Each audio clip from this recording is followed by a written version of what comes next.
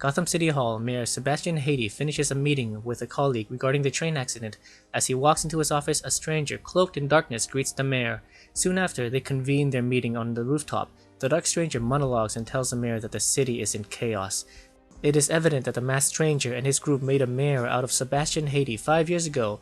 The stranger reminisces on the olden days when the mayor still had control over his city, Jim Gordon was a newly appointed commissioner, and the myth of the Batman was just that, a myth.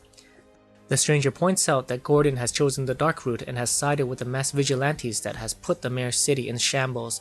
The stranger states that Gotham belongs to men like himself and Haddey.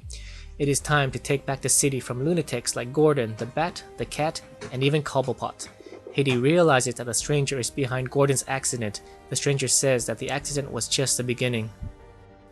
Across town, local reporter Vicky Vale prepares to make a decision that will destroy a man's career. Her colleagues weigh in, but ultimately her article on the subway accident and Gordon's arrest gets posted for all to see. Moments later, Batgirl prepares for her night, but she discovers of Gordon's accident. Hong Kong. After a battle with ninjas, Jason Todd relaxes and has a drink by the bar. The news shows the accident. Fox Manor. Luke and Lucius Fox is now aware of the train accident.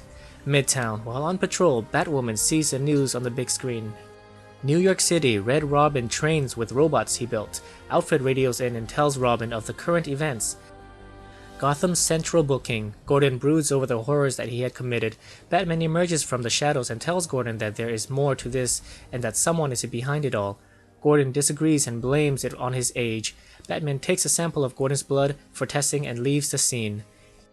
Aviation Museum subway stop, the scene of the crime. A man watches on while the firefighters collect the deceased. Officer Strode approaches and tells the man that this area is restricted. With a quick look, the man wipes out Officer Strode's memory and walks away. Arkham Asylum. Dr. Phosphorus screams in his room. The asylum agent diagnoses him and agrees to increase his dosage and walks away. A voice says that they can't hear you. A green phantom emerges from the shadows and with the tip of his fingers turns Dr. Phosphorus into bones. Gotham MTA building. Batman subdues the security and begins to hack their systems to look for anything that will help his case for Gordon. Catwoman enters the scene to witness Batman's detective skills. He receives a footage of a man Gordon was chasing and realizes that the man worked for a dangerous individual. Catwoman demands answers and Batman says that it is the Roman. It is Carmine Falcone. City Hall rooftop. Carmine Falcone tells Sebastian Haddey that the war is about to begin and that they will see the city right again.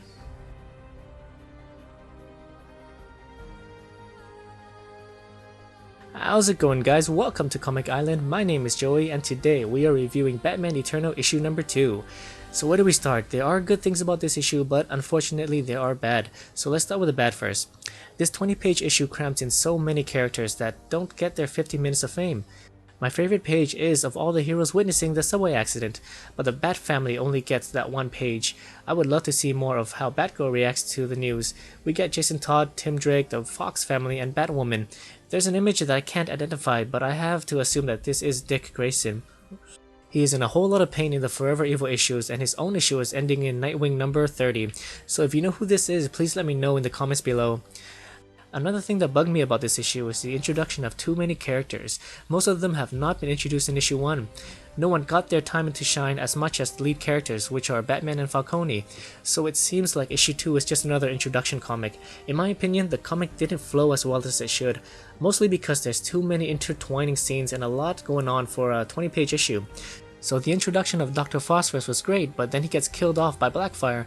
I honestly don't know too much about Blackfire, so for casual readers like myself, the introduction of these two characters are just confusing and might deter a lot of casual readers from picking up the next issue of Batman Eternal. We also meet Catwoman for the first time in Batman Eternal. Her small role in this issue is just to keep Batman company and give him someone to talk to. Okay, so what's good about this issue? I can't complain about the art. The art is beautiful. Even though the story was a bit messy, the art flowed so well and it makes up for the somewhat messy script. Another great fact about this issue is the introduction of Carmine Falcone. Most will remember him from the Dark Knight trilogy, but in the comics he is ruthless and I'm quite excited to see him back in action. I would love to see Black Mask as well, but I don't think Falcone and Black Mask can work well together. Anyway, thank you so much for reading my review of Batman Eternal issue number 2. How do you feel about Carmine Falcone? Are you a fan? Or rather have one of the other fan fave villains? If you've missed the last issue, I'll have the link in this video. Please like, subscribe, and I'll see you next time in Batman Eternal issue number 3.